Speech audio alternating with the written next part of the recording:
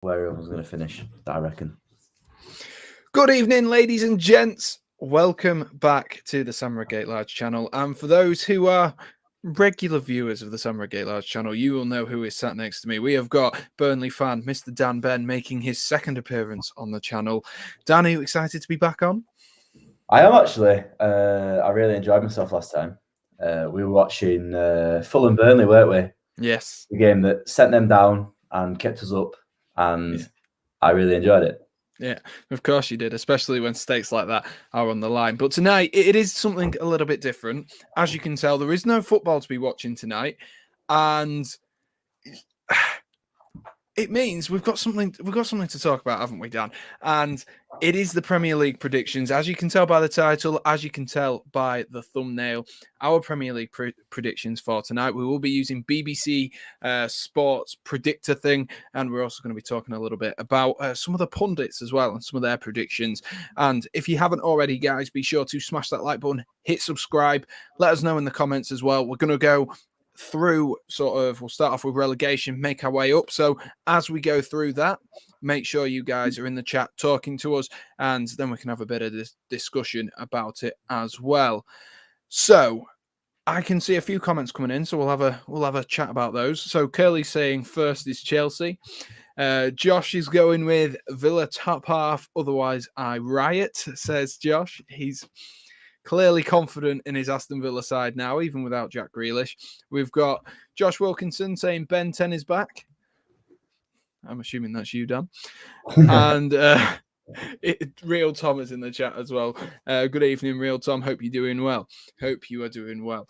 So I think the first thing to talk about is, I'm going to share my screen so you guys can see. We have got the pundits' opinions on the next Premier League season, and I've had a quick glance through some of these, and some of these just make me laugh. And me and Dan have had a bit of a giggle off air about these, so you should be able to see them on your screen right now. This is the I guess their predictions, and just a brief thing to point out, if I can find my mouse, there we are, that only Chelsea and Manchester City have been predicted to win the Premier League. So Manchester United and Liverpool, none of the experts have been predicted to do so, with quite a few people predicting Chelsea, but more so predicting Manchester City. And then there is 5 teams who have been named in this top 4. But what made me and Dan laugh was the fact it was Jermaine Beckford, possibly the worst footballer out of all of the people there. And he is the one who is there.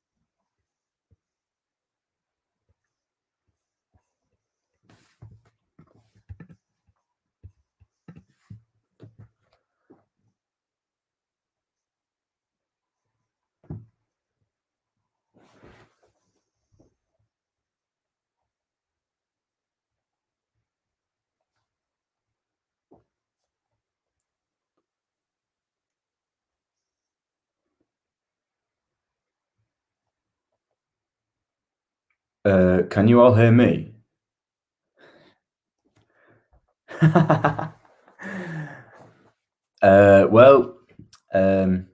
Sam's told me to just talk. So, all right, I can see the comments. Who do you guys reckon is winning the Prem this year? Because I can't see his screen. So, who do you reckon's winning Prem?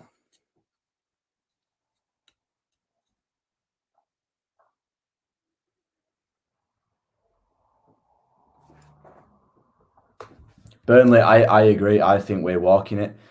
I think we're going unbeaten this year.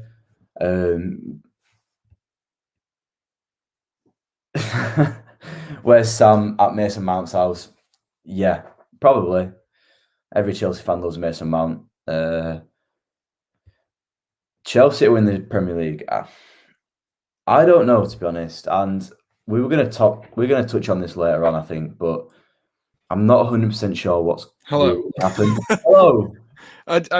My laptop just decided it would lock itself, and I was just sat there, and it just locked. But anyway, thank you for persisting. I can see there's 10 people in the stream right now. And thank you for carrying it as much as you could there, Daniel. I appreciate that.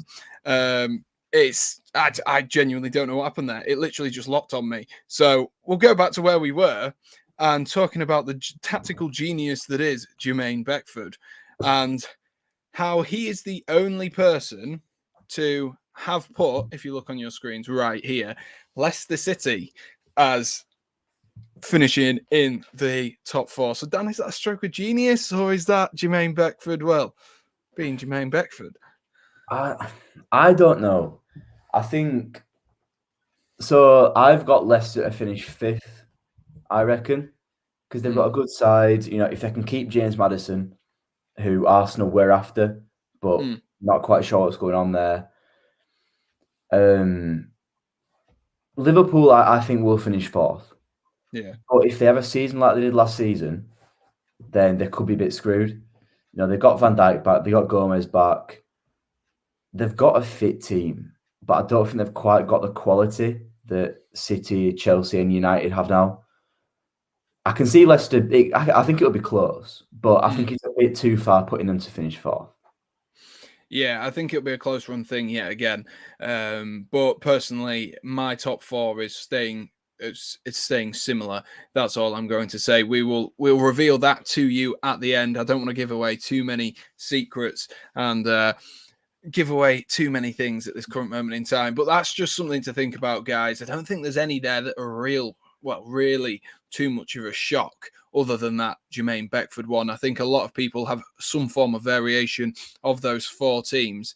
So it doesn't surprise me one bit. Even this Rob Green one here, I think this Rob Green one's probably the most out there one in the sense that it's Chelsea, then Liverpool, and one of the few where Manchester City aren't. I think it's the only one where Manchester City don't finish second is in Rob Green's head. And so who knows? And Curly's putting in some predictions as well. So we are going to start off, though, guys. We're going to start off from 20th and make our way up as Curly is doing there. So, Dan Benn, let me get rid of this. And Dan, you're going to be on the right-hand side. I can be on the left-hand side.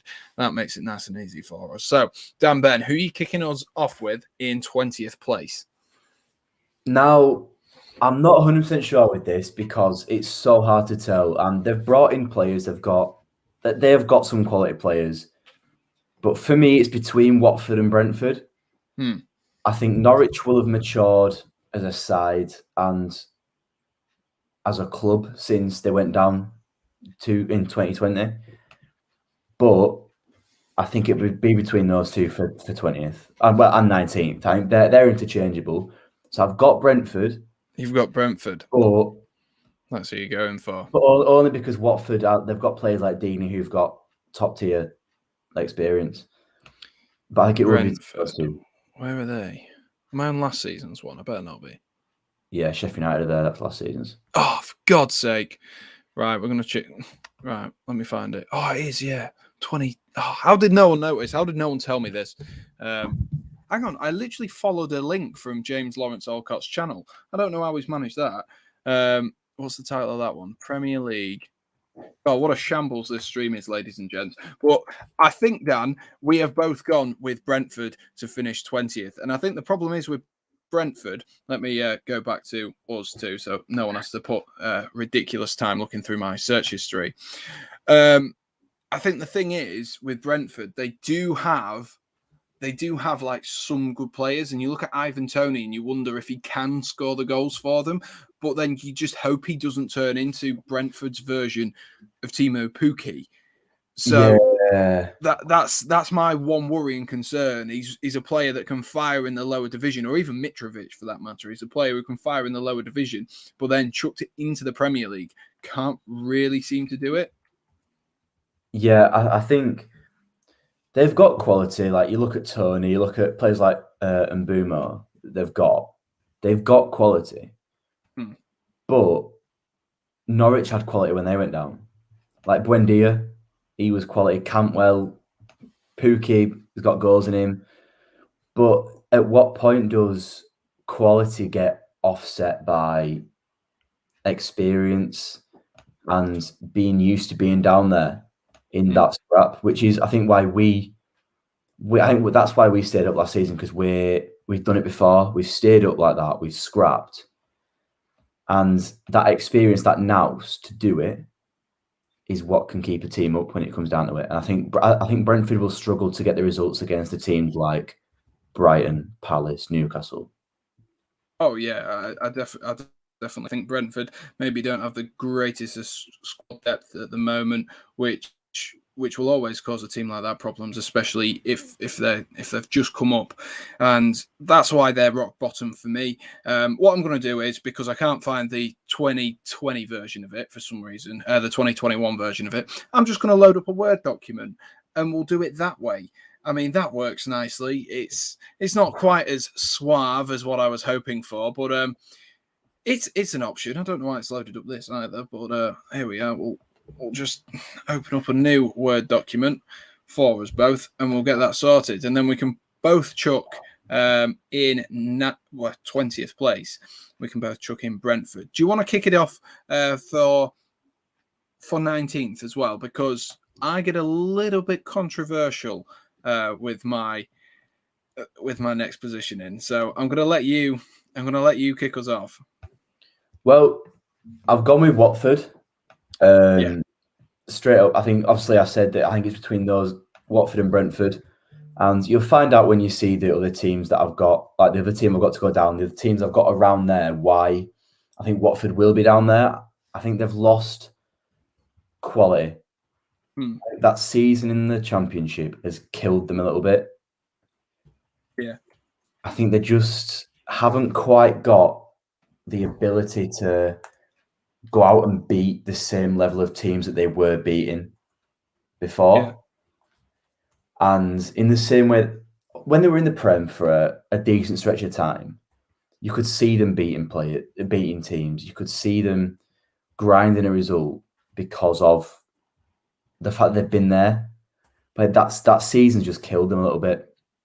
And I think they need to stop relying on Troy Deeney. I think they've started to do that in the Championship. Yeah. How many players have they got in the Premier League now that are good enough to take the emphasis away from Deeney? They need players like Andre Gray to step up.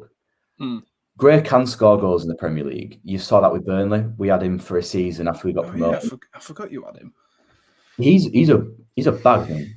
Like he's good in front of goal, but I don't know whether it's moving to Watford or whatever. He's just not been up to scratch. Yeah, it's not been the best for him, has it? No, and he needs to realise that he's now a senior member of that team. Yeah, he needs to be getting the goals. That is very true, and I think with Watford as well.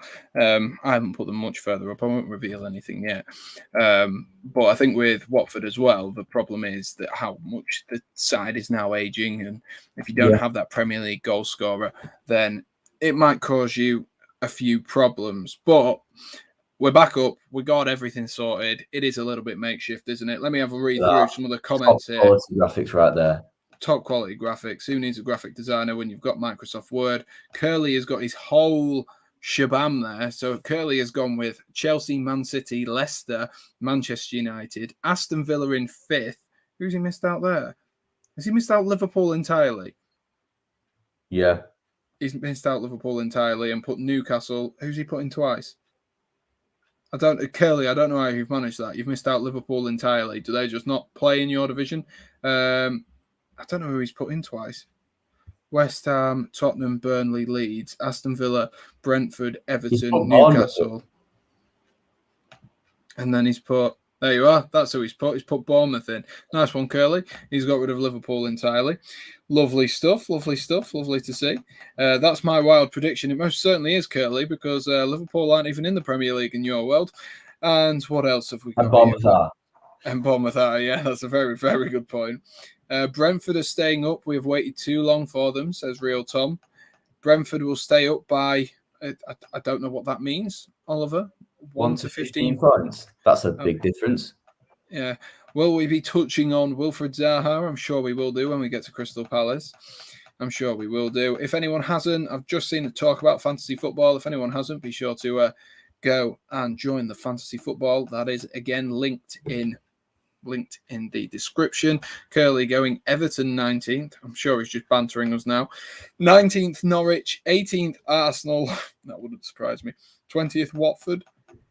And 19th Palace, says Curly. And will we be touching on Chelsea signing Lukaku? Maybe later. So I am going to start off with a controversy here. And that is my prediction for 19th place. I think Southampton will get relegated this year. I think that's yes, it might be somewhat of a big call, that one. But you look at the players they've lost. They've lost some absolutely massive players that we didn't expect them to lose at all, let alone at this stage of the season. They've just lost Vestergaard, they've lost Ryan Bertrand, and they've lost Danny Ings, three of their most senior players, with Villa sniffing around as well for Ward-Prowse. For Ward-Prowse, yeah. It's only going to spell disaster for them. And to be honest with you, I think they could obviously survive. I think they've got a good squad, but I just think those three players are three massive players to lose. And then on top of that, the Saints losing potentially James Ward-Prowse would be absolutely massive for them. And I could genuinely see them losing their 8-9 year stay it's been now in the Premier League for Southampton. I can see Saints splashing on a load of cash late in the window, says Josh Ring, which might save them. When you let Ings go and sign BTEC, Sam Redgate-Large, you will go down. I'm assuming that is Mr. Armstrong. I'll take a compliment on that one. But they do have an incredible manager. They do. But I wasn't impressed with them towards the back end of last season. And so as a result of that... Is he that good? I think he's compared to Klopp a lot. But... Here's what I found. Oh, Siri. But is he that good? He's lost by a considerable, like, what was it, 9-0 and 9-2? Yeah. Like, how can you be that good and then lose by that much? Yeah. There's still something wrong there. And that's when they had Ings and when they had Ward-Prowse and Vestergaard. At what point do you start thinking that maybe they're not that good? Yeah. We're relying on Danny Ings. I totally agree with that. And the thing is, Danny Ings was injury prone anyway. And you could tell when Danny Ings wasn't playing in that Southampton side. Who are they going to lose 9-0 to this season? Dan, if you had to put your money on someone losing 9-0 this season or someone losing 8-0, because that's more frequent. We've seen Chelsea spank 8 past a few people in the last sort of decade or so. Who do you reckon will concede the most goals in one game this season? Brentford. They're similar to Norwich, I think. They're similar to Norwich and Leeds, that they've come up and obviously we don't know how they're going to play. But they try and play nice football. And I think as a promoted side, you can't change the way you play. You need to stick to what you know. But trying to play overly nice football when you're a newly promoted club, I think it's a bit naive. When you look at City now, and even Chelsea now, they've got Lukaku. City with Grealish and they're launching a new bid for Kane. There's so many goals to be got at the top of the table. I think one of the teams that is down there will get battered one game. Yeah, I wouldn't be surprised. I'm going to stick this out there. I reckon it'll be Norwich, because we've seen Norwich in the last few years get absolutely spanked by a few teams, or specifically Luis Suarez. So I'm going with Norwich. That's what I'm going with. I think they will lose 8-7-2. That's what I'm going to say. Yeah, I don't know who against, but they'll lose 7-2. Probably Manchester City, realistically. So we'll move on to your 18th place now, Mr. Ben. Or Ben 10, as Josh Wilkinson likes to call you. Who are you going with in your final relegation spot? So at the minute, we have got Brentford and we have got Watford. I'm actually just going to zoom that in slightly if I can. Hopefully you guys will be able to see it a little bit better. So Right, there we are. I've actually got little brackets next to the team that's in 18th and the team that's in 17th that says interchangeable. You're not very decisive tonight, are you, Dan? You're Bottled not it a very little bit there. decisive. Bottled it a little bit, but I think Norwich is the team I've put there, but Southampton are the team that they could change with easily. Obviously, for the reasons that we've spoken about. I think Norwich will do better than they did last time they were in the Prem. I think they will have matured. They've brought in players like Milo Rashica, who is a good player. Not too sure about Sargent. I've not watched him that much, I'm ashamed to say. But they've brought in some quality, but I don't know if it's enough to keep them up. Yeah. And if you look at you'll see this when we've gone through like the rest of the relegation battle. The teams that I've put around them, I think have got more edge when it comes to if there's 4 or 5 games left of the season and they're all fighting to stay up. I think those teams will just get it done. They'll get the points done. They'll scrape whatever they need to scrape against whoever they need to do it against, just to hit that 40-point mark. Absolutely. I think it's quite a common thing as well for people to put Norwich, Watford and Brentford in that relegation scrap for this year, because I think we have got a really, really competitive season. And if you look at the way it sort of lines up, we sort of have like the top 6 or 7 sort of in one sort of mini league. Then you have 7th to about 13th in another mini league, and then you have 13th and below in this other mini league. And it's going to be so difficult for the likes of Watford, Norwich and Brentford to push themselves further up the league. My next question for you, though, is we always have one team who does really well. Like historically, there's always been one team that season after season comes out of nowhere and does really well. Last year, you could say it was Leeds or West Ham. Both did really well last season. Obviously, Sheffield United was a standout one from the year before. We've had Southampton a few times. Leicester, iconically. Burnley, I guess we can stretch to that. So 7? I'd say that's on our budget. That's overachieving. Who do you reckon that'll be? Comments, let us know as well. Who do you reckon the overachievers will be this year? Dan, who are you going with? I think it's hard because where I've put everyone is kind of where I think they should be anyway. But I guess Villa, I think I'm not going to say where I've got them to come. It's not as high up as some people would put them, but probably higher up than others might, considering who they've lost. As Jack Grealish. Yeah. But I think they will be up there. I think they've brought in some quality and they've brought in numbers as well. They've lost Grealish and they've replaced all of his good traits. They've replaced his goal scoring with Ings. They've replaced his creativity. They've replaced everything he brought to the team, except from the fact that he was Jack Grealish and like the local lad, club captain. And the look. And the fact he's a sexy boy. I think they've replaced him quite well. And it does seem like that, doesn't it? It looks like they're going to be very progressive, Aston Villa. They look like they're on the right trajectory, almost on a Leicester-style trajectory at the moment. And of course, last season was a fantastic season for them anyway. Curly saying Burnley Europa League incoming. Josh Wenman, good evening, Daddy Wenman. He says it's got to be Aston Villa. Of course, Josh Ring saying Villa finishing above where they finished last year.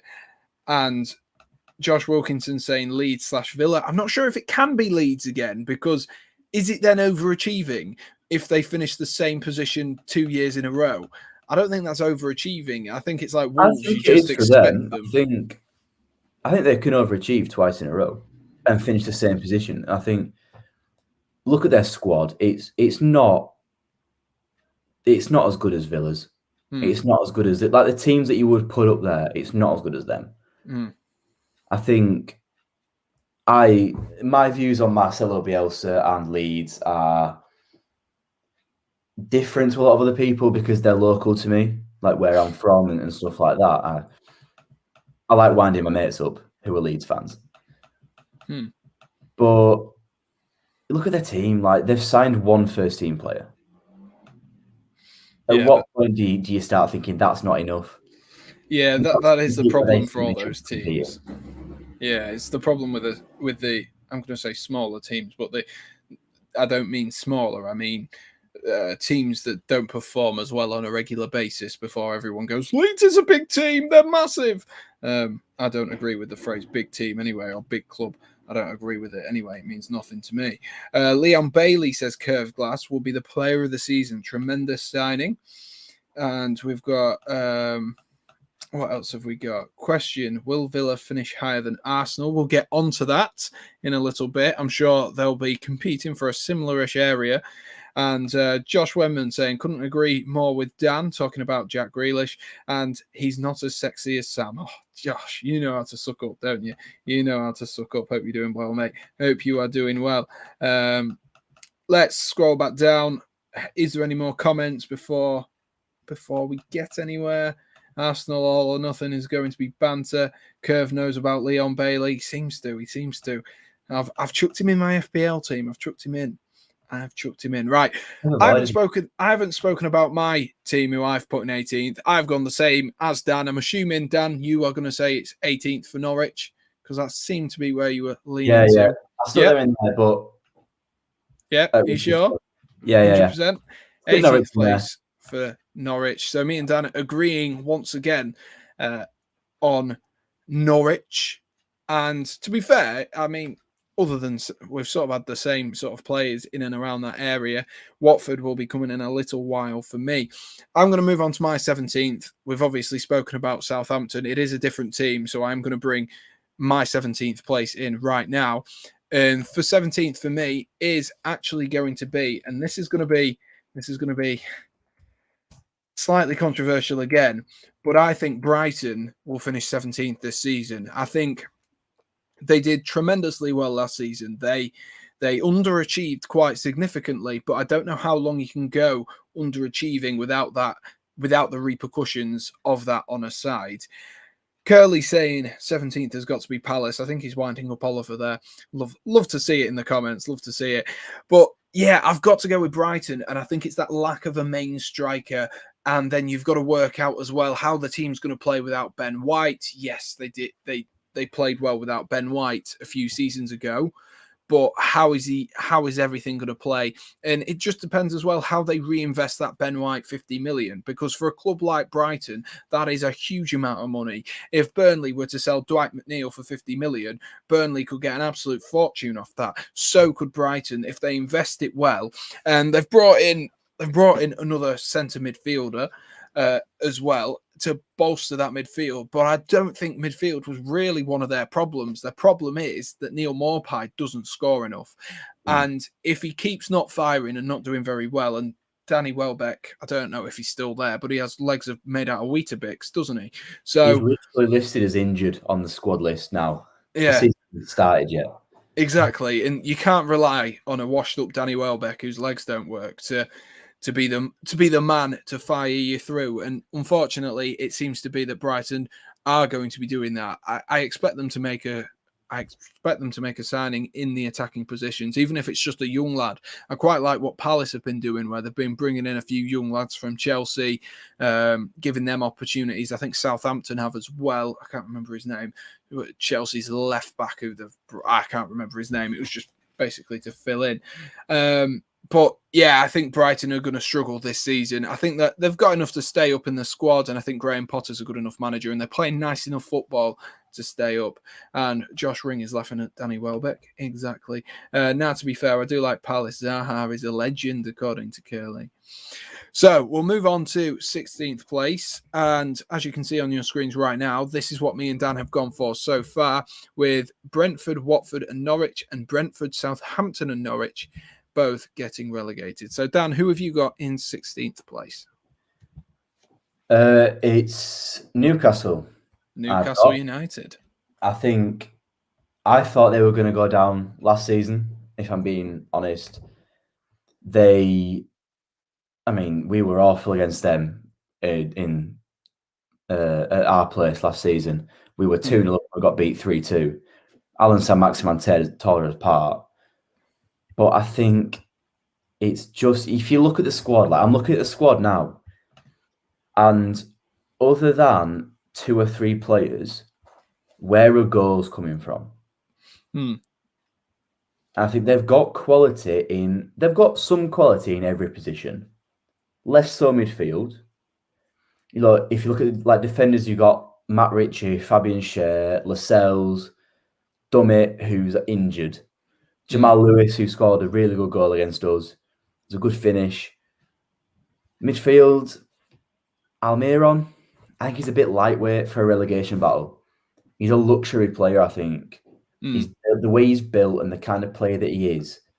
He's not one of those players that I would want scrapping, like at the bottom of the table. He's a bit too luxury, I think. Yeah, I think I agree with that, actually. I think he's one of those players who's not going to put the shift in. Yeah. I think he's there when the times are good, and when the times are, he's like a Willian. That's what he's like. Yeah. He's there when the times are good, and he's all right on a highlights reel. But when you actually watch him, you realise he's an absolute piece of rubbish. Just me venting about Willian again. just to bring up this comment from Josh, which made me tickle. Well, didn't make me tickle. It tickled me. That's what I meant to say. Didn't make me tickle. Don't know who was tickling.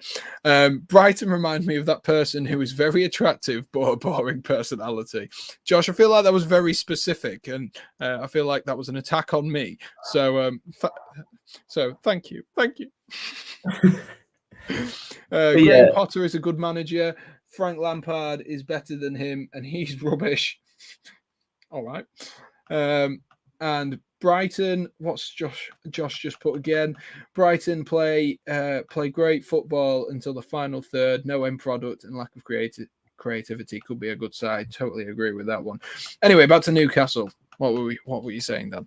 The players they've got. I'll stick on the midfield. Like Jeff Hendrick, obviously he left Burnley when we had the break for COVID. He didn't want to sign a new contract to finish the season because he didn't want to sign a long-term contract with us. So he left. And then he went to obviously Newcastle. And I think he's not done anything at Newcastle. Like because he's an ex-Burnley player, sorry, and I'm a football fan. I follow comments. Like I like to see how Hendrick's doing. Newcastle fans don't seem to rate him. But at Burnley, we did rate him, and he was scapegoated sometimes by some people, but he was being played out of position. He was being played as a right midfielder. And I just think out of our system, he'd been at Burnley for 3-4 years. Outside of our system, I think he'd got so used to that system, he's struggling to change again. So I think he'll struggle again this season unless he's played in his natural position. Yeah, I think, to be honest, Newcastle will struggle because the thing is, Newcastle, the framework in which Newcastle have been built upon in recent years hasn't been great. And, well, that's an understatement. Realistically, it hasn't been great. And I think the thing is, I know a lot of Newcastle fans hate Steve Bruce, but I feel like that hatred would be a lot less if Mike Ashley also wasn't then also an absolute awful problem. And you sat in this double whammy of someone who's maybe not the greatest of manager, isn't a fantastic manager, let's be real. And then you've got possibly the worst owner in the league, definitely is the worst owner in the league. And you've got that combination, and it just makes it so difficult for Newcastle United. It really does. And because, like, the thing is, you know the squad's got ability in it, though.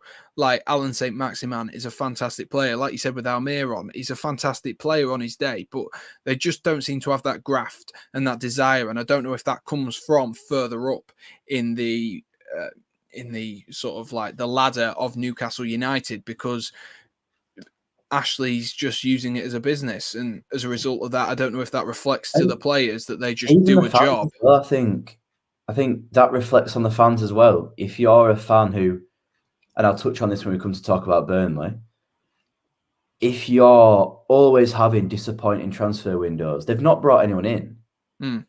If you're always having disappointing windows and you're constantly, seems like you're like scrimping for every pound, that reflects on the fans, and I think the fans obviously have an impact on the players. If you're a Newcastle player and you're going out and you're playing a Steve Bruce side that tactically I don't think it can compete really. They're relying on players like Sam Maximan, and you're almost getting beat, and then you know that the fans are on your back or on the manager's back or on the owner's back. There's no harmony there, and that must reflect on them. Yeah, it must be difficult for everyone sort of in and around Newcastle at this moment. Genuinely, Steve Bruce was exposed last week. I haven't been keeping up with the world of Newcastle at this current moment in time, so you might have to explain that one. Josh Ring, Callum Wilson say there it is. Callum Wilson say Jones came in, steadied the ship.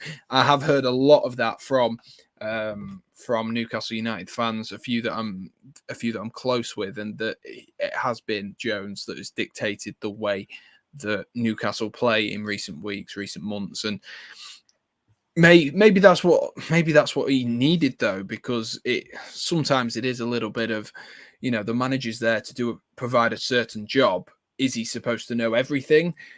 I mean, the best managers do, but Newcastle United aren't a club at that level, and I think they were spoilt with Rafa Benitez, and then to be such a stark contrast to Steve Bruce. If they almost needed like sort of like, like when you might know this, Dan. You've probably had a few kids. When you take your baby off milk.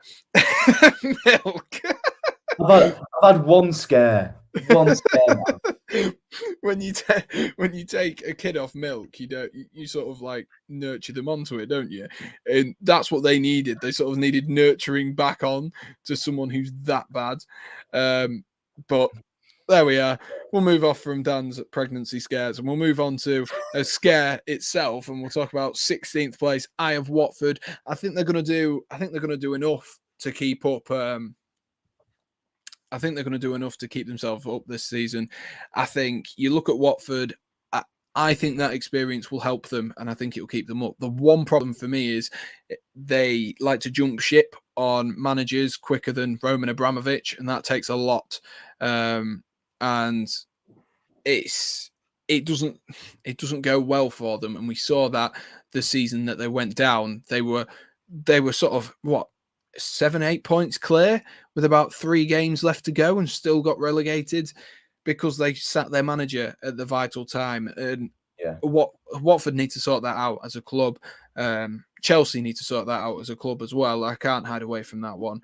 Brighton 17th, Mitch says. Blimey, that's a ballsy shout. Yeah, you've already missed it, Mitch. You've already missed it. We've all discussed that. So we'll move on to 15th place. We'll move on. As you can see, I've now jazzed it up a little bit so you can see who's in the relegation zone.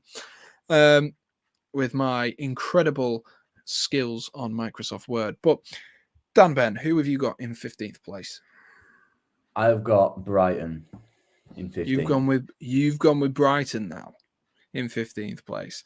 I think that's respectable. I could see them finishing there. Like I said, I think they're just going to underachieve. I think if they need a striker in, otherwise they're going to underachieve again.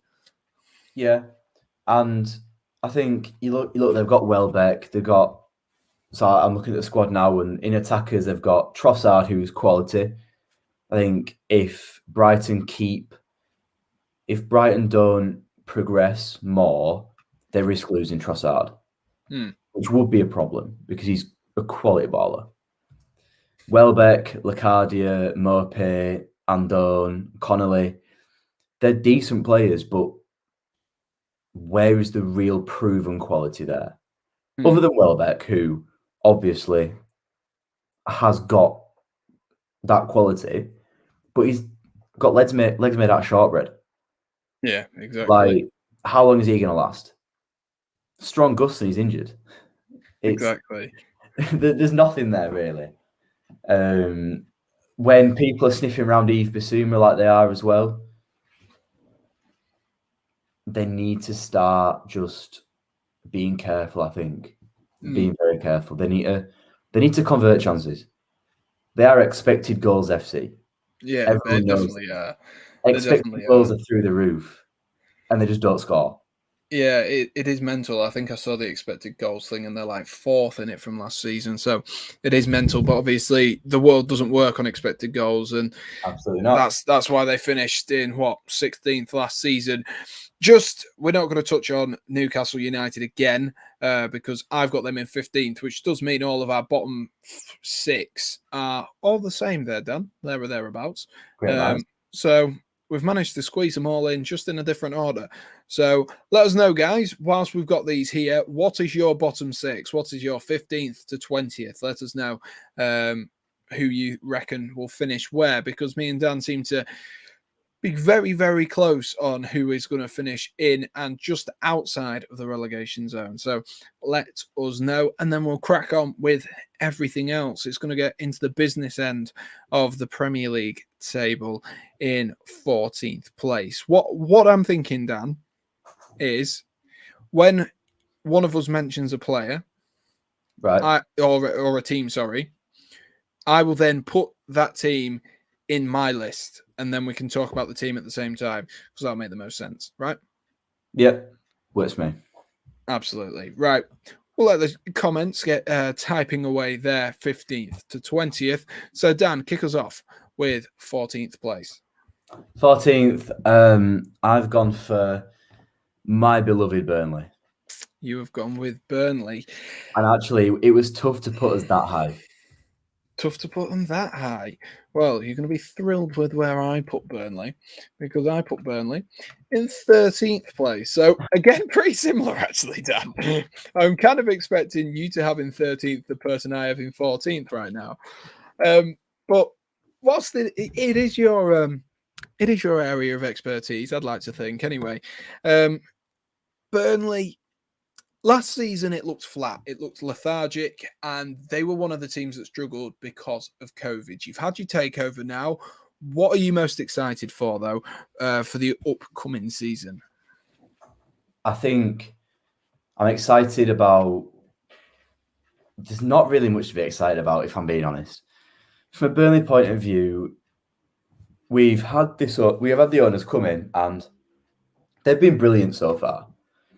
They've developed the women's team. They've brought the women's team back into the club, which it wasn't already. They announced today that they're moving to play at Accrington Stanley's ground. They've commercially made us better than we were. We've got our new shirt sponsor, which is only for a year. It's a betting company, but it's a different kind of betting company to what it was before. And that's only for a year because we're scrabbling because we cancelled our old one. And we've got a nice kit. Yeah. That's as far as it goes. We need players.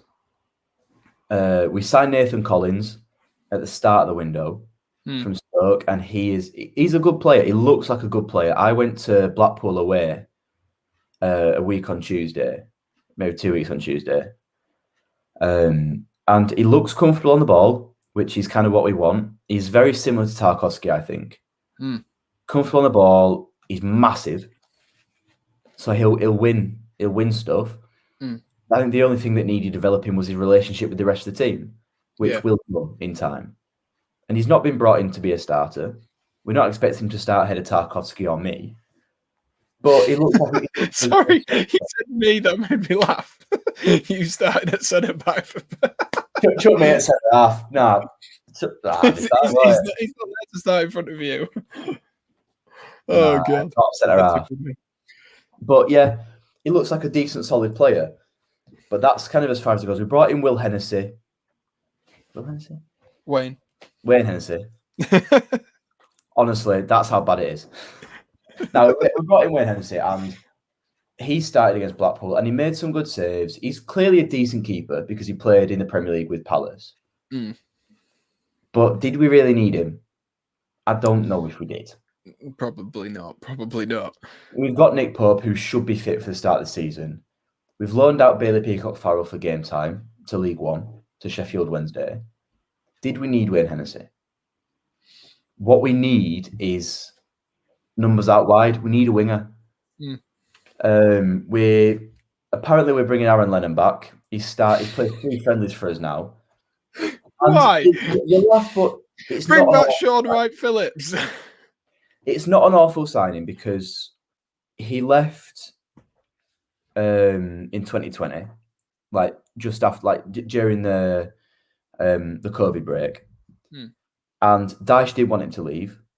He contributed well to the squad, but he's getting older. If we bring in another winger, it'll be fine to have Lennon as numbers because we need numbers. He's not scared to run at players, and he will beat a man. He's able to beat a man if he tries really, really hard. But we need a winger. We've been linked with Cornet from. I know what you mean. Yeah, the Ivory Coastian. The Ivory Coastian? Ivorian. Ivorian.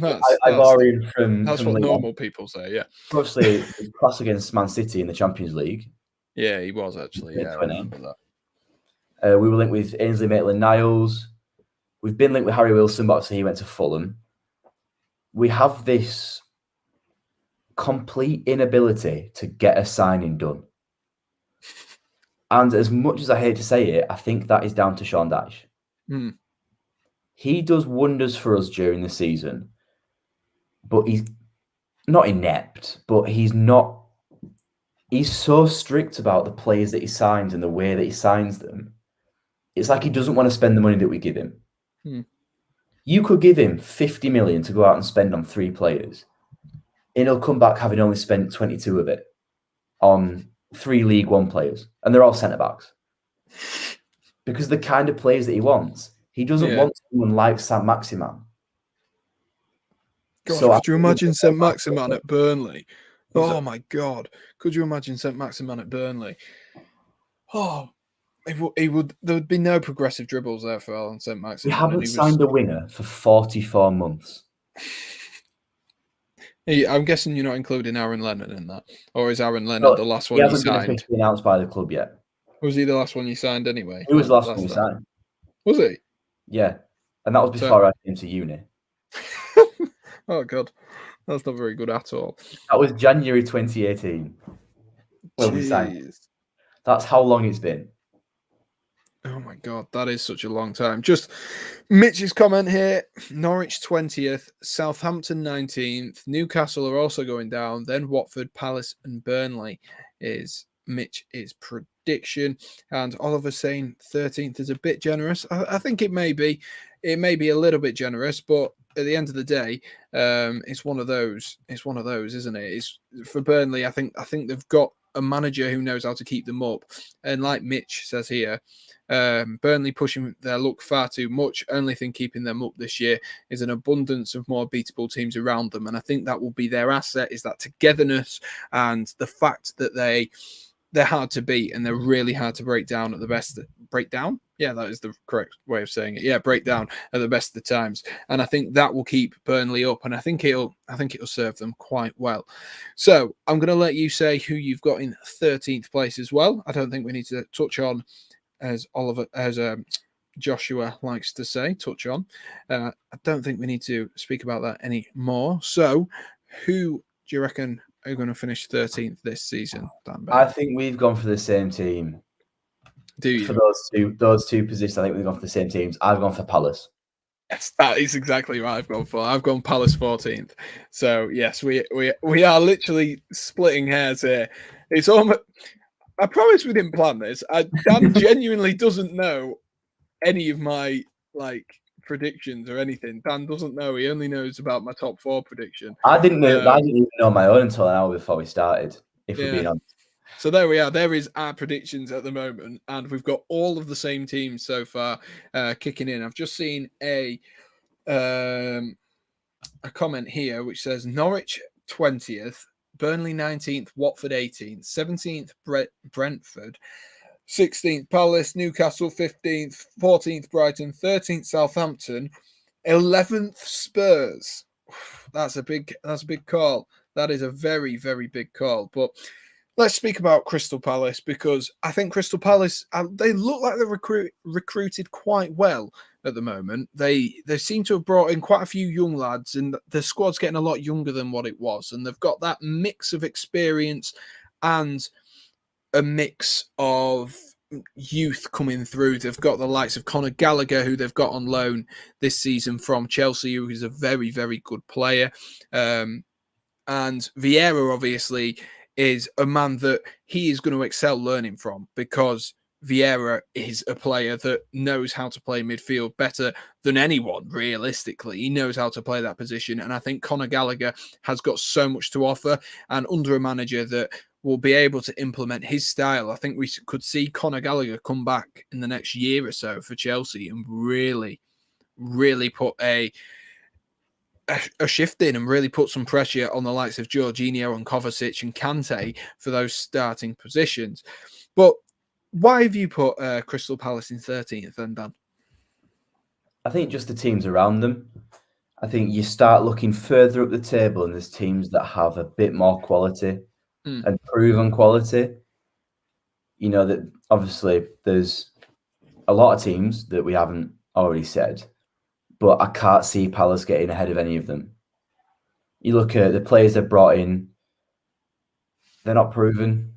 Obviously, they don't need to be proven to be good, but I'm being quite cynical today. I'm not feeling a generous mood to many teams. But I think further down the table, it is just negative stuff. I think Michael Elise, decent player. He looks good, but is he good enough to make that step up straight away? Yeah. And you've got Wilfred Zaha, who wants to leave. He's wanted to leave for a while now. How long can you keep him happy for without selling him?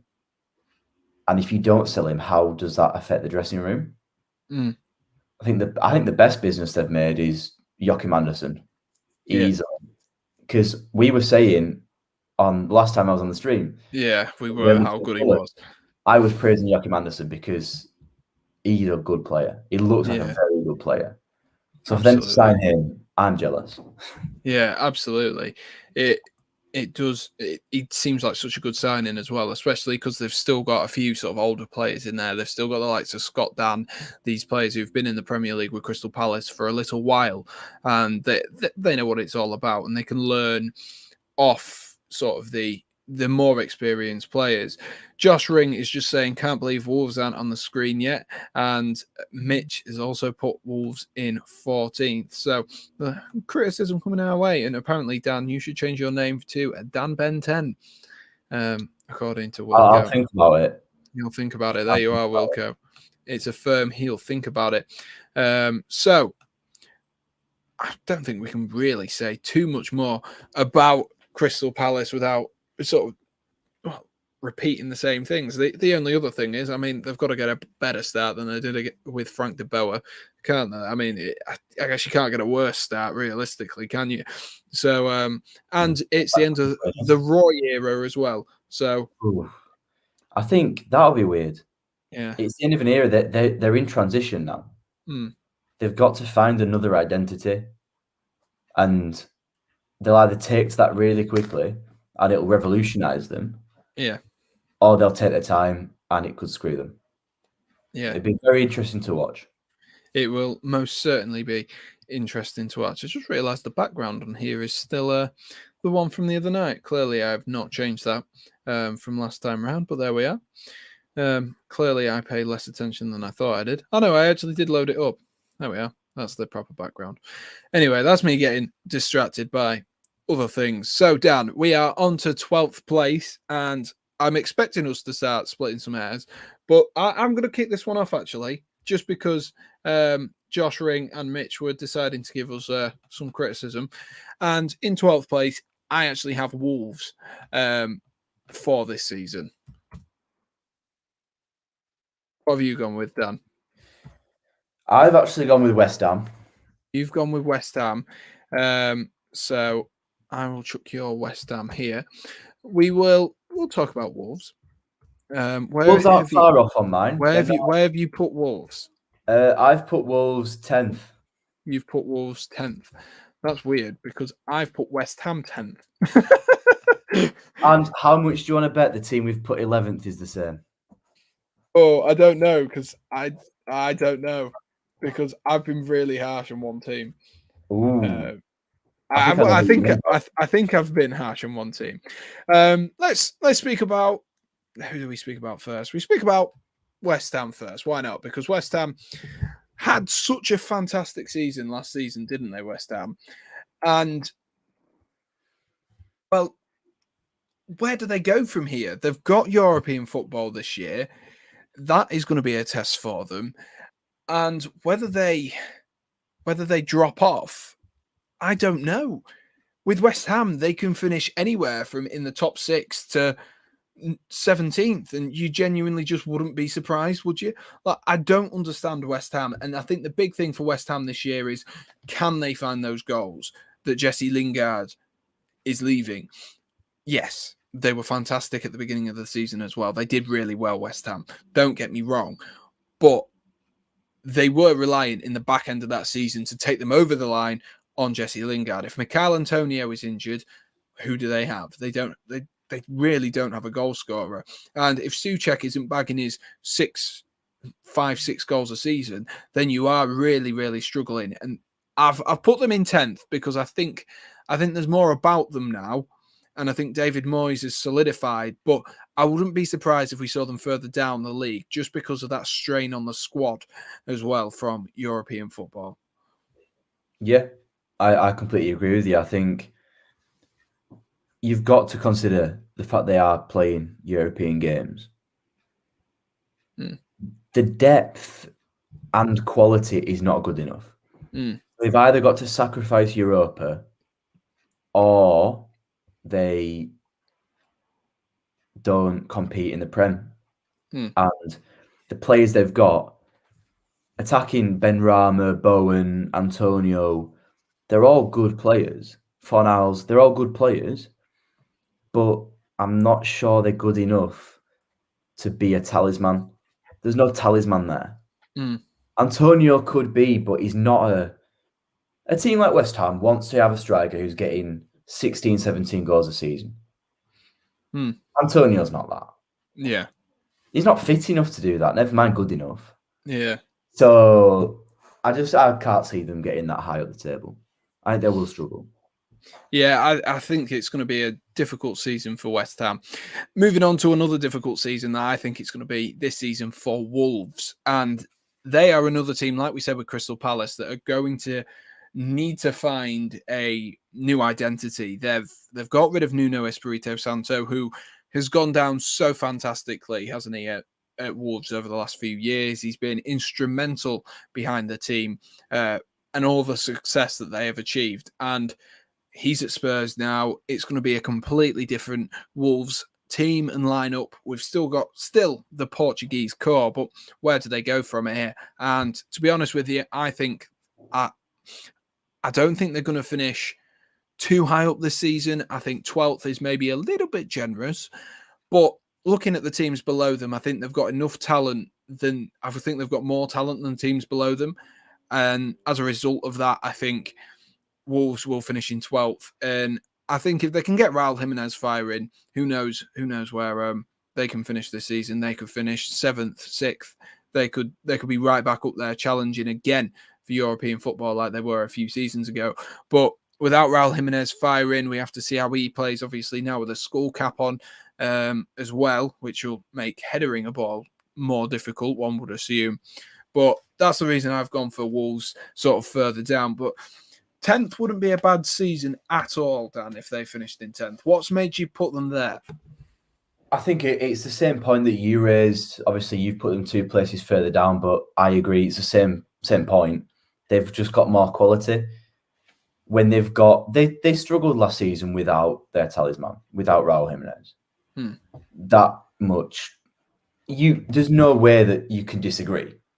It's impossible to disagree with the fact that they missed him. Fabio Silva he's clearly a very good footballer, but he's not shown it yet in the Prem.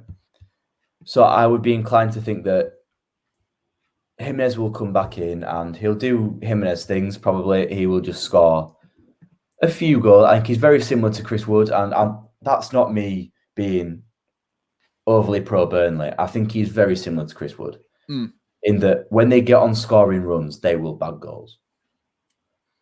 Chris Wood is very similar. They will always get enough goals in a season to do the job. They're never 20 goals, 25 goals a season. They probably never will be that because of the kind of players they are. But if Wolves can keep Jimenez happy up top, then I think they'll just have the edge over the teams that we've already said. Players like Patrick Catrone, Adama, Daniel Podence, Pedro Neto, and Fabio Silva, who will obviously come on off the bench for Jimenez. And that's just the forwards. Yeah, I think they've got the quality to get to 10th, 11th. Yeah, I do think they've got the quality in their side. It's just a matter of how that transition under the new manager. I think his name is Larger. Am I dreaming that just because my last name's Large? Bruno maybe. Larger, LAGE. LAGE. Right, there we are. Leg. So that's enough Wolves talk, I think, for this evening. Guys, let us know. We have just got to 10th. We're about to reveal our 11th place spots as well. So, guys, let us know who your 10th to 14th is in the comments section below. And Mitch just pointing out that Cutrone is out on loan for the 700th time as well. Bruno Lager. Oh, yes, he is, yeah. Is the manager as well. Mitch coming in with some facts for us. Brilliant. Thank you, Mitchell. Football knowledge, Mitch. Yeah, exactly. And Josh Ring is just roasting Josh Wilkinson. Wilco is Stuart Dallas, the only Northern Ireland player you know, which is brilliant because that's all Josh Wilkinson talks about. Wolves beating City 3-2 a couple of seasons ago is one of my favourite games of all time. It was a fantastic game, that actually. It was a very, very good game. It was exciting to watch as well. It was even I think you can tell a game's exciting when you watch it on Match of the Day, and it's even exciting on Match of the Day because you don't know what's going to happen.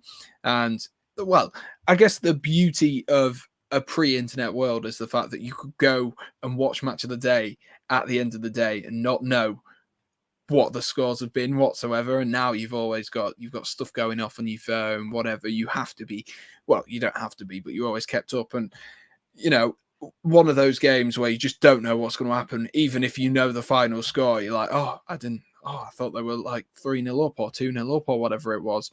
How did they lose this? And then you see it unfold in front of you. Absolute poetry in motion. Moving on to 11th place. Let's get the screen back up if I can find my mouse. There we are. Back onto 11th place. Dan Ben, who have you put in 11th? Have we gone for the same person in 11th? I've gone for Leeds United. Oh, you've gone for Leeds. No, we haven't. We haven't gone for the same. I will add mine in a second, but I have put Leeds United in 9th place. 9th place. I have put Leeds United. So, why do you think 11th for Leeds? I guess, I mean, it's not really a regression, isn't it?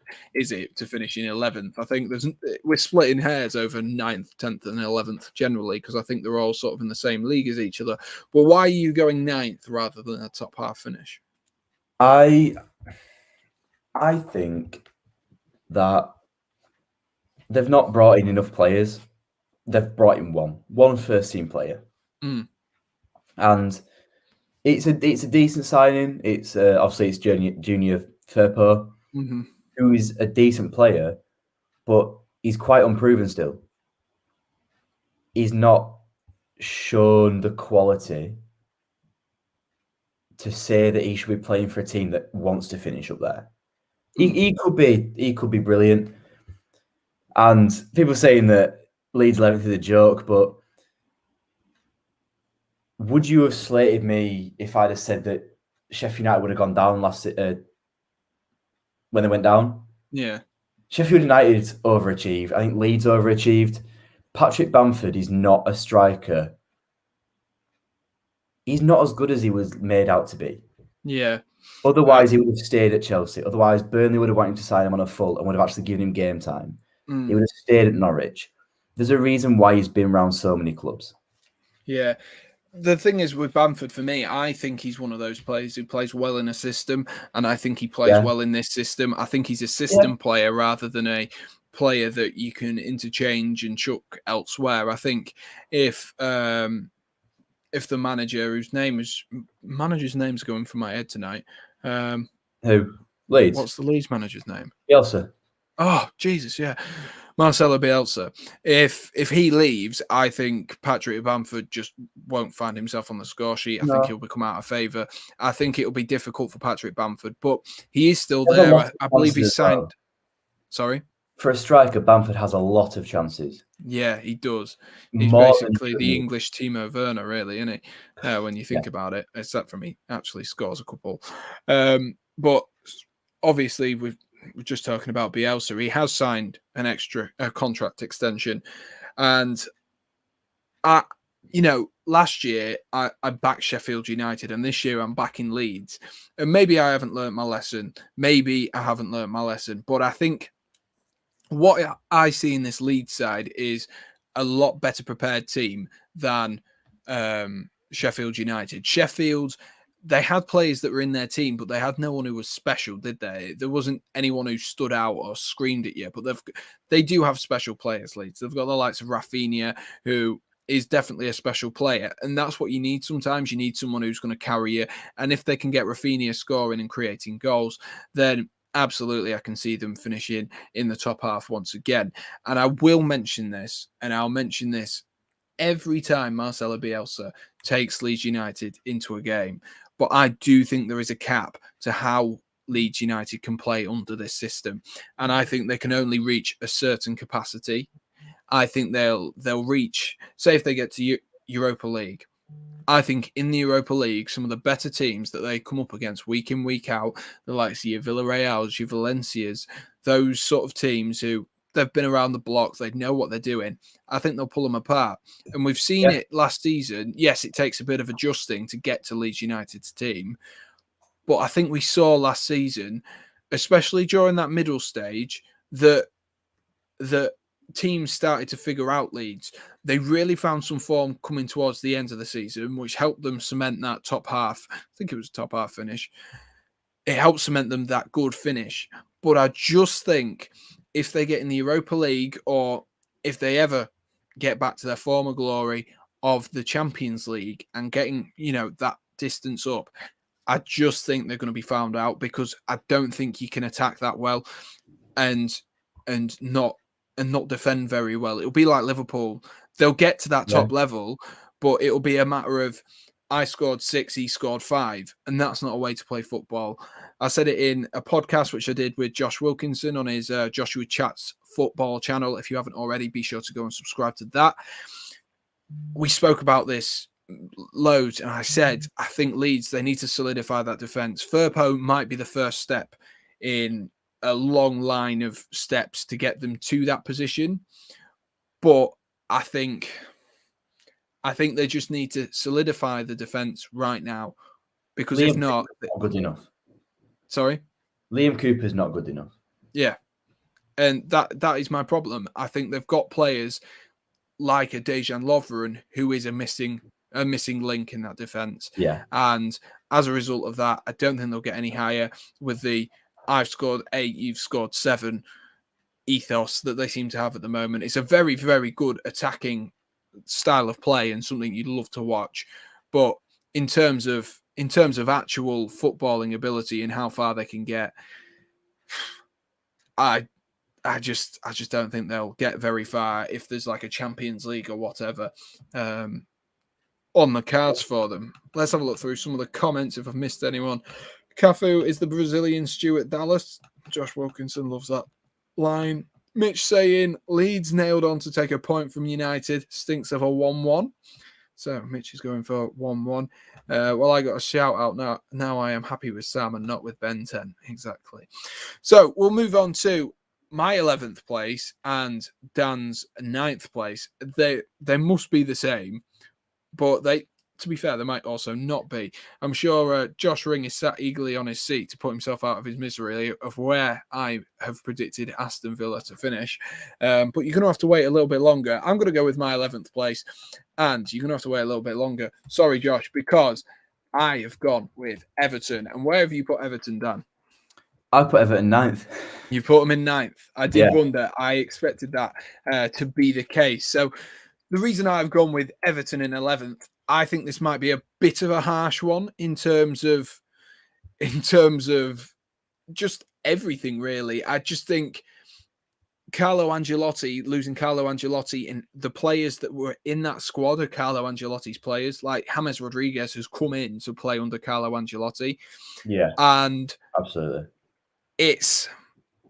Rafa is a very, very good manager, and I don't doubt that he can do a job at this Everton side. Number one, the Everton fans aren't really his biggest fan, which isn't necessarily a problem if he can win them. Is it? Yeah, but if you can win them round, win a few Merseyside derbies, I think he can win them round. But at the end of the day, Everton, for me, they're just lacking that sort of final edge and that attacking creativeness that will just propel them up that table, up above Leeds. And I think those three, Leeds, West Ham and Everton, I think they could all be interchangeable. But that's how I see it finishing. Why have you gone for Everton in 9th place? I think they've got. I think that the mid table at this point, kind of from 12th up to just outside the European places, is all about the quality and how it gels that season. It could even be said for anywhere outside the top 6. There is clear quality there. Luca Dean, Yerry Mina, Michael Keane, Ben Godfrey. They have got good players at the back. They've got Moise Keane.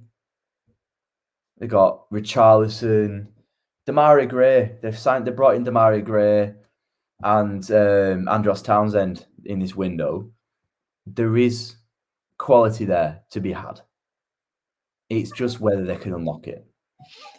Yeah, I totally. I think that will be the problem. If they can get the best out of James Rodriguez and get Richarlison scoring goals, then, and they might struggle doing that because it's not Ancelotti, it's Benitez. Yeah. So I think that's one thing that I might have put them a bit too high because I have no idea what they're going to do. Yeah. They could start the season like they did last season with Calvert-Lewin banging them in. Absolutely. Or they could start off crap. They could do, and like Mitch says there, Rodriguez was bang average after October. Didn't even realise he played after October, if I'm brutally honest with you. Like that is the state of what Everton were last season. I think when we were looking at the what's the sponsor? Is it Kazoo? When it was the Kazoo oh, we've got a dog barking.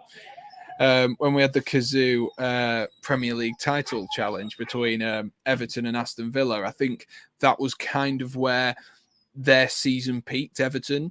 And I think, unfortunately for them, it just wasn't a very progressive season as they expected. And then obviously losing Carlo Ancelotti was absolutely massive as well. And Josh Ring is happy with what he is seeing. So, Dan, whilst there's been a bit of noise outside my window, would you like to tell me who is finishing 8th for you? I've got Tottenham Hotspur. So you've gone with Spurs, have you? Why have you gone with Spurs? I don't know where I've put Spurs. I'm going to put my Spurs in as well so you can see. I'm just not convinced by them. And one of the main factors is the fact that City want Harry Kane. And when City tend to want a player, they tend to get them. Especially when they're throwing around numbers like 150 million. Will Daniel Levy be able to turn that down for a player that clearly doesn't want to stay at the club? He's the captain, he's the talisman, but does he really want to stay? He wants to win titles. He wants to win trophies. And City will win at least one trophy this season. So they lose Kane. They've got Son, Mora, Bergwijn. where do the goals come from now? They're not going to get the same number of goals they were getting, and then Harry Kane's goals. So I think they fall off. They're linked with Martinez, but we've all seen that strikers coming from abroad into a team that need goals can struggle. You look at Morata, Higuain, they weren't quality straight away. So I think Spurs will struggle. Yeah, I think that's the thing. It's where you weigh up Spurs with and without Harry Kane. I still think they've got plenty of talent in their squad, which is why I have gone with 6th place, although I have missed out 7th here. I must have deleted that when I was typing it, but there we are. So yeah, I've gone with them in 6th. I don't think that'll be bad by any stretch of the imagination for Spurs. Another Conference League. We've got a lot of dogs barking going on here. I hope that's not too loud, but there we are. And not really anything I can control there. But I think sometimes they can play better as well, Spurs, without Harry Kane, and that's why I've gone with Spurs still to finish in sixth, because I still think they'll do a half decent job. And so I will tell you my 8th place, because clearly we are disagreeing on 8th place right now. My 8th place, I'm just having to double check and making sure that this is correct, but I have gone with Arsenal for 8th place. I've just seen a comment from Nabs who says FPL. There is a link to our FPL in the description. So if you want to join, I'm sure Dan will be in the league at some point. But if you want to join us, be sure to go and click the link in the description and you can join us there. And Mikhail, if you are new, mate, be sure to smash that subscribe button. Arsenal 11th through me. Just talking about Arsenal, I've put them to finish in 8th. And I feel like a few people are going to guess that missing 7th position. Good evening, Shah, as well.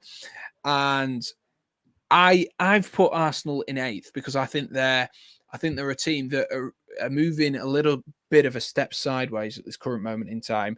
And as a result of that, I've put them in 8th. I don't think that'll be a poor season for Arsenal. They're not title contenders. They're not top 4, top 6 contenders at this current moment in time. If they finish 7th, I think they can say that's a good season for Arsenal, considering they are just Chelsea rejects at this point. And it's going to be difficult for Arsenal no matter what. Where have you put Arsenal, Dan? I've put Arsenal 7th. 7th. And I was torn between Arsenal or Spurs. I think they're both a bit poor, dropped off a little bit.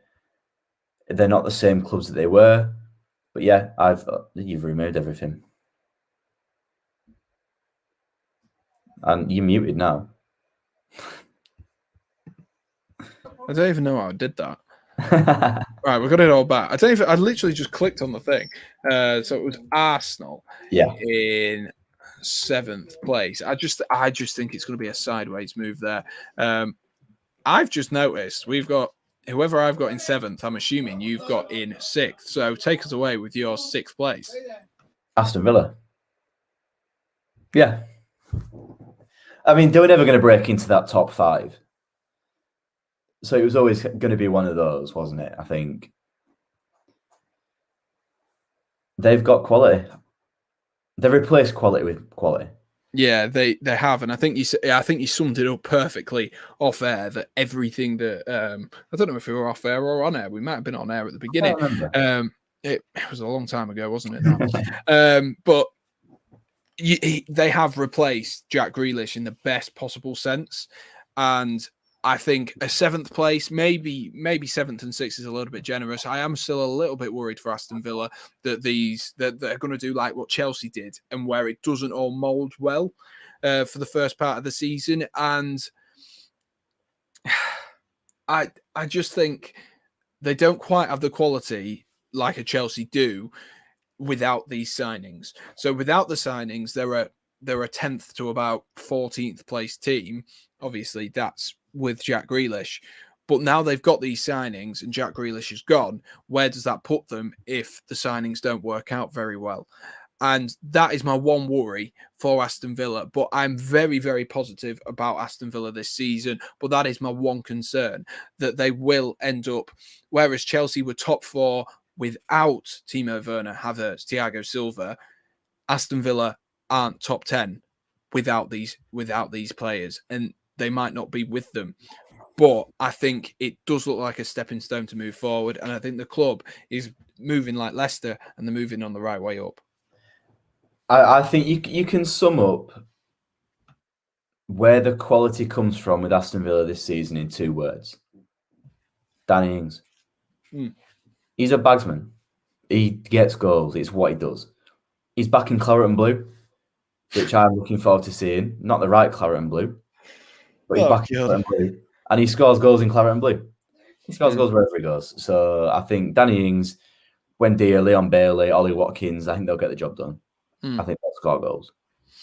A very good point from Josh here. Last year, people had us relegated. I was one of them. And the thing is, with this Aston Villa side, you look at the team and you look at how much they struggled without Grealish. And they do have that tendency without Grealish there, without their main man, their leader there, to struggle. And I was one of these people who had them to be relegated because they got off on a technicality. And they really did, because it was against Sheffield United, wasn't it, where the VAR or whatever it was wasn't switched on. And how many times does that happen? They got away with it. And I think last season the signings and the people they brought in maybe weren't the biggest of names. You look at Ollie Watkins, wasn't the biggest of name to come in, but did really well. And then you've got that wonder then, is he going to be able to carry that on for a second season? And you've got all these factors that come into this. And that's possibly the reason why people had them down to be relegated. Not the goal line chat, but at the end of the day, Josh, yes, it was 38 games, but that is a huge talking point and a turning point that you look at across the entirety of the season. You look at these small, minute things that went differently. You look at the clearance from John Stones, against Liverpool a few seasons ago. If that had not been cleared off the line, that's Liverpool's title. Yes, it is a massive season and all these factors contribute. But they have got very lucky there. And at the end of the day, it's come down to really help them. And that's not a problem. It is not a problem. But now they're starting to build on some of the good parts we saw in that season when they beat good teams and they played well, and they're starting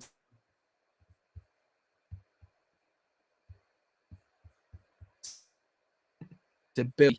It's really what they can do this season. And if that void of Jack Grealish can be replaced, like we speak about, if the signings hit the ground running, Villa could be really exciting. And that's why I've gone with this prediction, because I think they're going to hit the ground running. I think a lot of the players are very, very good. And I think they can hit running this season. They'll finish 7th. But like I say, they just need to remember that signings don't guarantee success, and don't get too ahead of themselves.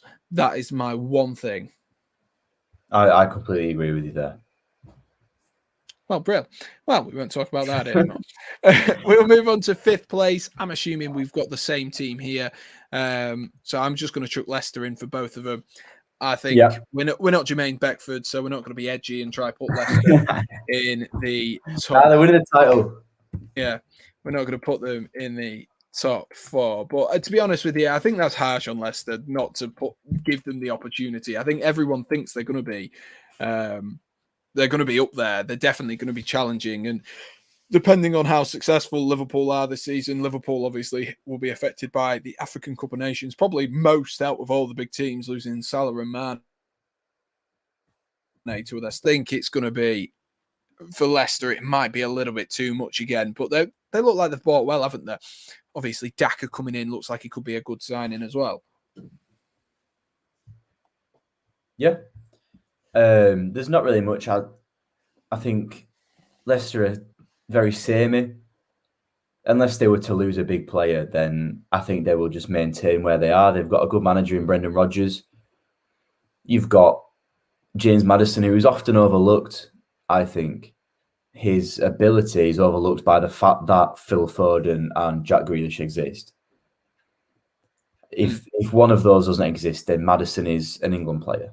Yeah, absolutely. Easily an England player. Set like dead ball ability and his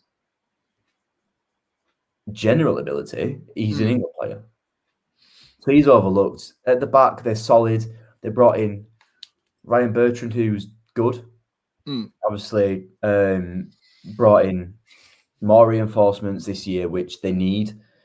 They were after James Tarkowski from Burnley because they aren't sure about I think a lot of the fans weren't sure about the numbers they've got, if they're going to play 3, 5 or 4 at the back. Whatever is going to happen, I think they've got enough ability across the board now. They've been at that level for so long that they now can sustain it without having to go out and splash loads of cash. Yeah, and I think what is a really, really clever signing for Leicester City this season is bringing in Ryan Bertrand. I think that's a really clever signing. His experience now, Champions League winner, don't forget, made his Champions League debut in the final for Chelsea nearly 10 years ago now. What a time to be alive that was. But I think it's a really clever signing because we saw the injuries they had last year to the likes of James Justin, and Castagna in parts was getting injured. There's Fofana who's been injured, and they look like they've brought in Vestergaard. And I just think there is a potential there for them to do really, really well. But whether they can use that potential like they did a few seasons ago, I don't know. You ride your luck one season, something's got to even it out, hasn't it? At some point, it's got to even it out. And I think last season, maybe they had an unluckiness, in 4th, 3rd, 4th, 5th, 4th, 3rd, 5th on the final day. And they ran out of luck on that final day, unfortunately.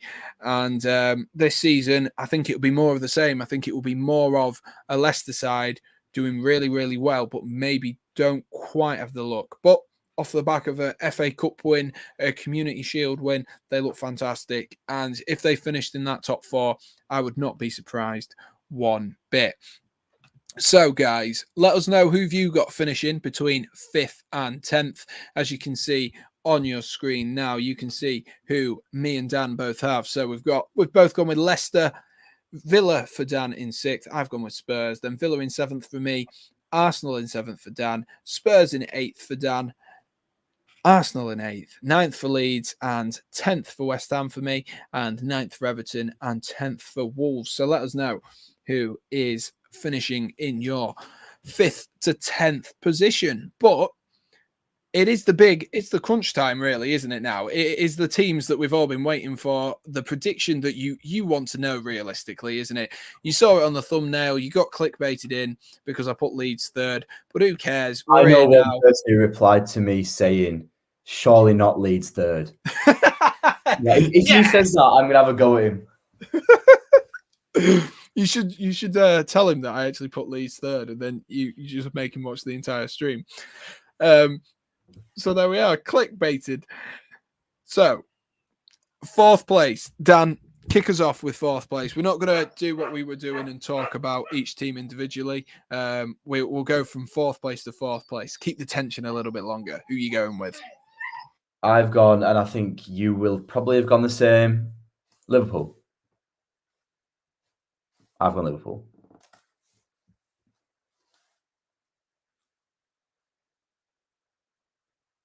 Find the unmute mic button was evading me there because the dog is barking.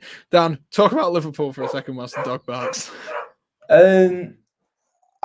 Liverpool they're a tricky one. I think the title was them winning the title was they were class over the course of the season.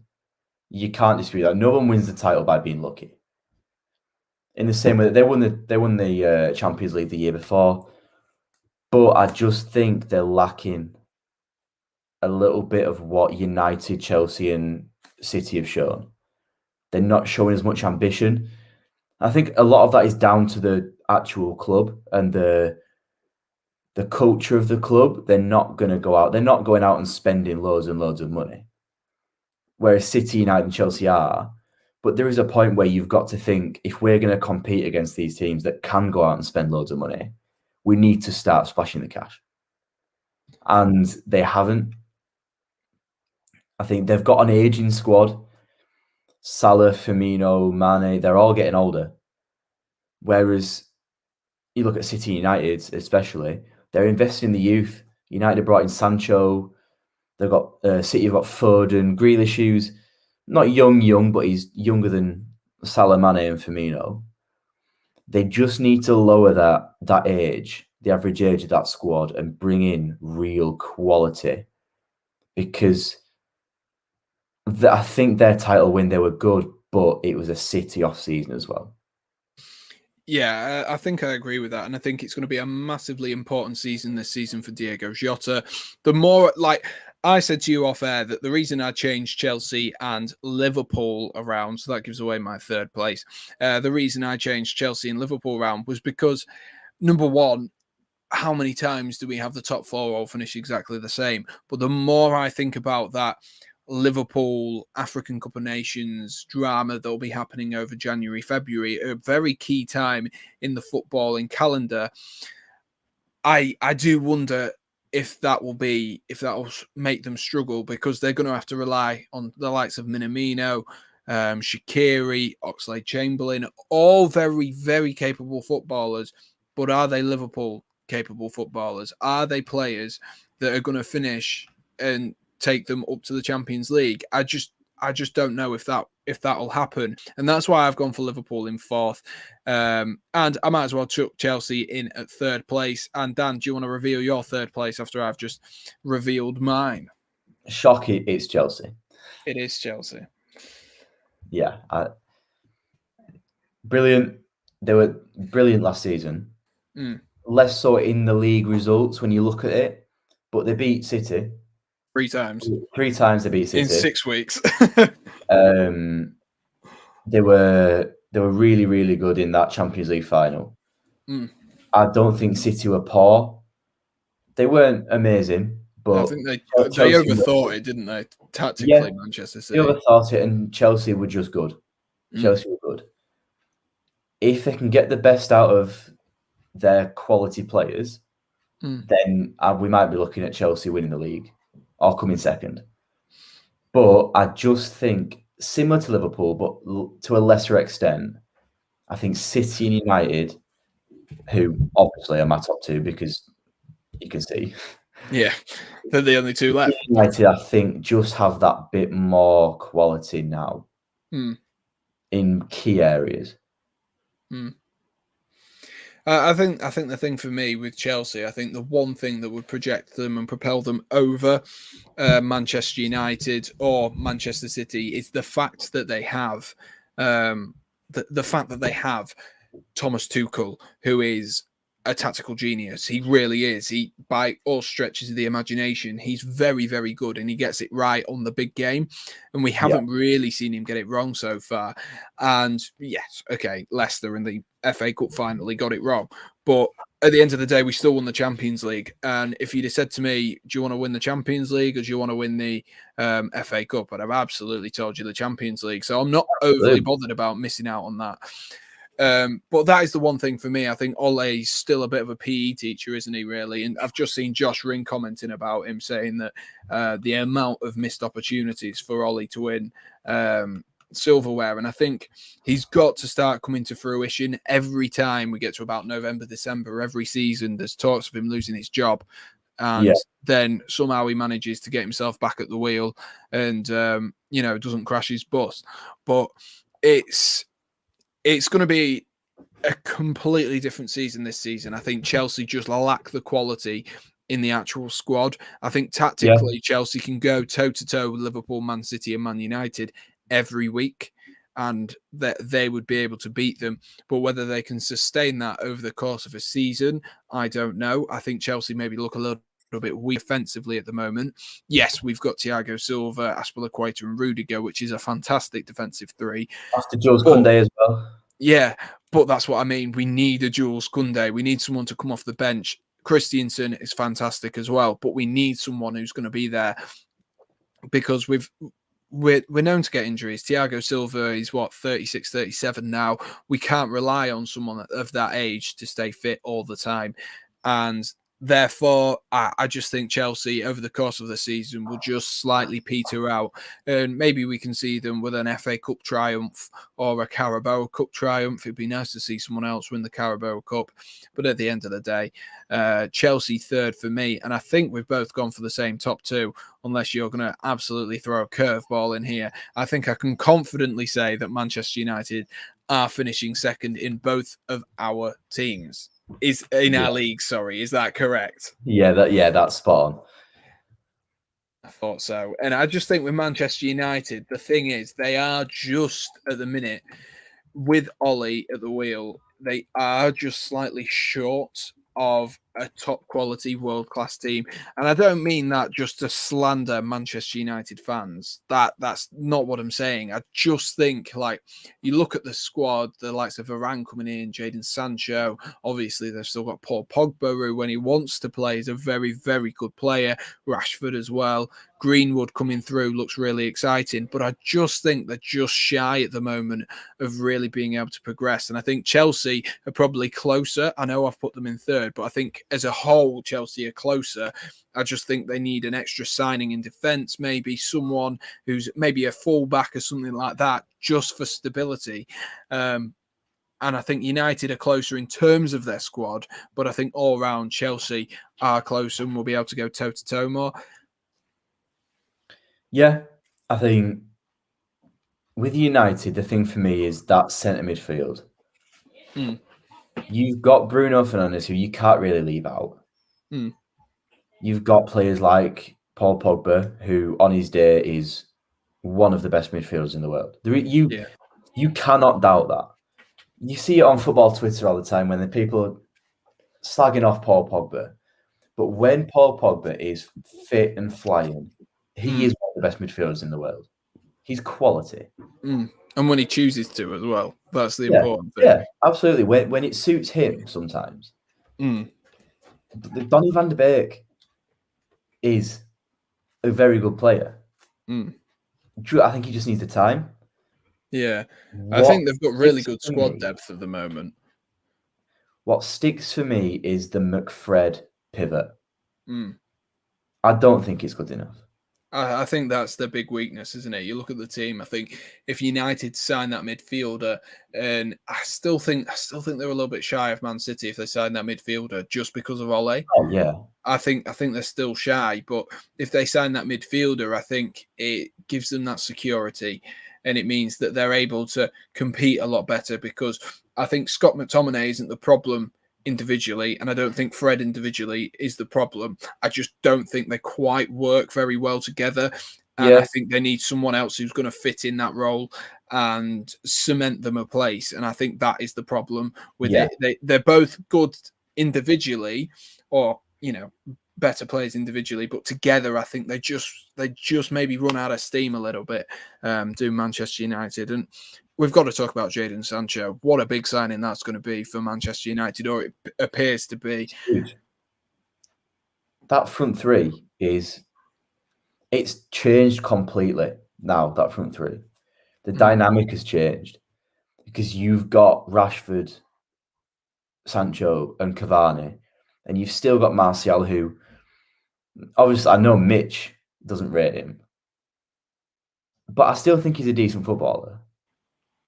There are goals in him.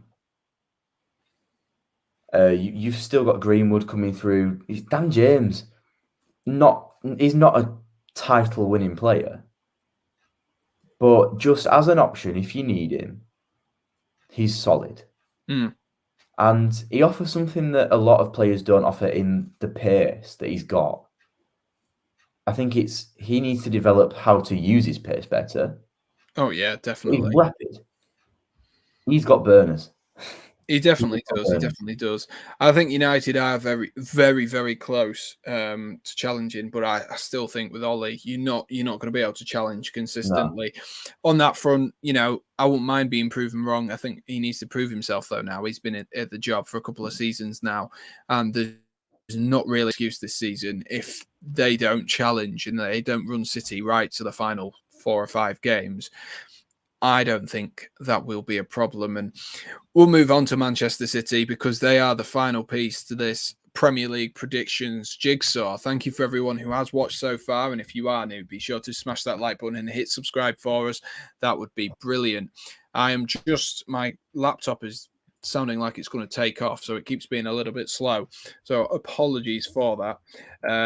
So there we are. That concludes mine and Dan's teams. But before we conclude the show, we've got to talk about Manchester City. They are turning into such a powerhouse, and it might almost be a good thing that they are turning into a powerhouse with how much over the other side of the British Channel that PSG are turning into a powerhouse. At least we might be able to have a team that can compete with PSG, especially if, Grealish and Kane both sign for Manchester City over the course of the next few weeks. Obviously, Jack Grealish is already there.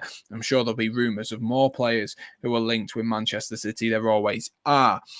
But it's just amazing, really, isn't it? The amount of depth that team has. It's disgusting. I think they are very similar to PSG. Just they're a little bit more.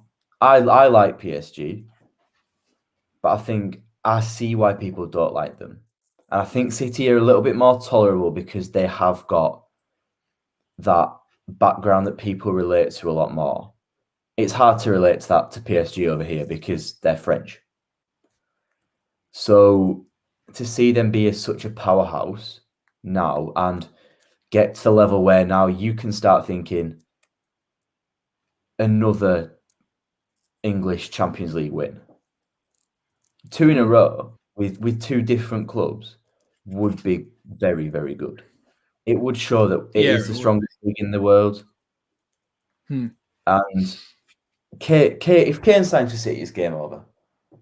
Oh, yeah, absolutely. I don't think there's... I think it'll be like every year when Man City win the league, everyone just goes, all right, we'll try again next year. It'll just be that. That's all it is. As soon as City win the league, it's like, all right, we'll try again. No one really cares if City win the league anymore. And that's part of the beauty of this English football side. It's like Man City have that little opinion, like that little emphasis on this game that Chelsea, Liverpool, and United fans are like, all right, then we'll come back next year. We'll give it another go. We'll get to halfway through the season. We're like, we can't win the league. We'll just come back next year and learn, and we'll try and build for next season. But we are getting close to the end of the show. Thank you for everyone who has watched so far. And Dan, just to cap us off, I'm going to put you on the spot a little bit here. Who is going to be the Premier League goal scorer for this season? Now, I'm going to give you 2. It's backwards. I'm going to give you 2, but only because it hinges on one big thing. If Kane signs for City, it's Kane. Yeah, it can't not be. If Kane doesn't sign for City, I think it's probably Lukaku. Ooh. If it's the ground running. Yeah, I don't know. I really don't know for next season because I think the obvious one, like you say, is Kane. I think even if he plays for Spurs, he'll be up there and he'll be 15, 18 goals. But like, you just look at the quality of striker, it's maybe not there anymore in the Premier League, is it? When you look at the quality of striker, Romelu Lukaku and Harry Kane are really the 2 standout names that will be there next season, and they'll be on your FPL teams, no doubt. But I just don't know. I really don't know, and I can't see, like someone like Ivan Toney really forcing their way through. And it seems a little bit boring, but I just cannot see that. And I think, like, I've just seen Fraser talking about Mo Salah and he can't win because of the African Cup of Nations. And that's another player who you'd probably tip to be Golden Boot winner off a good Liverpool season. And because of the African Cup of Nations, it looks unlikely. And it's going to be a really hard one to decide this season. Timo Verna hopefully will come good. I don't know if he will because he'll be playing off that left-hand side, most likely. I think that's probably best. Yeah. I think he's best off that side. I think it's Havertz I'd worry about. Yeah. He replacing that kind of false 9 where he was. I think I'd worry about Havertz. Yeah. Absolutely. Well, I guess I've got to pick someone, haven't I? Let us know, guys, in the comments, who is your Premier League, who's going to be your top goal scorer for this season. I'm going to go for a wild card, though, for the first pick. And I'm actually going to go with, it's got to be someone who's going to be fit all the time. That's another problem. That's another problem. Reckon Cavani will have a half-decent season. Greenwood as well, I think, will have a good season. I think they'll try and play him through the middle a bit more. I'm going to go with my wild card of being Danny Ings. I think he could have a very good season if he can keep himself fit. That's a massive one for Danny Ings. If he can keep himself fit in that Villa side, he could definitely push. But in terms of actual top goal scorer, I've got to back Big Rom, haven't I? I've got to back him. He's coming back into this Chelsea side, a place where he loves and adores, and Premier League proven goal scorer, can score at least 20 goals in the Prem, and Chelsea create a lot of chances, don't they? Timo Verna will tell you that. They create a lot of chances. So I'm going with Lukaku. I think Lukaku is an easy one to go with. Oliver's going with Chris Wood in the chat. I read that. He's never not got double figures for us, so yeah. 20. Easy money, that one. Easy money, innit, that one? He's good for your FPL team, to be fair, Chris Wood. Yeah, good definitely. for your FPL. But I guarantee if I put him in my FPL team, he won't score. That's just how the luck of the draw goes for me. Don't put him in your FPL team then, please. I beg. I'm not having Ashley Barnes be our top scorer again. Anyway, guys, we are going to conclude tonight's show. I really do hope you have enjoyed. And if you haven't already, be sure to go and follow Dan on Twitter and tell them that Burnley are going to get relegated. And if you haven't already, be sure to smash that like button and hit subscribe. Thank you, Dan, for coming on the channel. I hope you've enjoyed. I hope you've enjoyed this session and having to run the show for 5 minutes, a lot more than last time. Hopefully, we can keep up in the excitement for you. So thank you to everyone who has watched. I can see there's been about 5-10 people in the stream at all points, which has been absolutely great. Fantastic stuff, guys. I really appreciate that. And thank you to all of you guys. I will be streaming over the weekend, so please keep your eyes open for them. I am going to be about for most games this weekend, so there's going to be quite a few streams coming your way. I've got nothing better to do, so I'm gonna be on that, guys. I'm gonna be on that. So keep an eye peeled. So thank you for watching, guys. And if my thingy unlags, there we are. Thank you for watching, guys. And most importantly, stay safe. Cheers.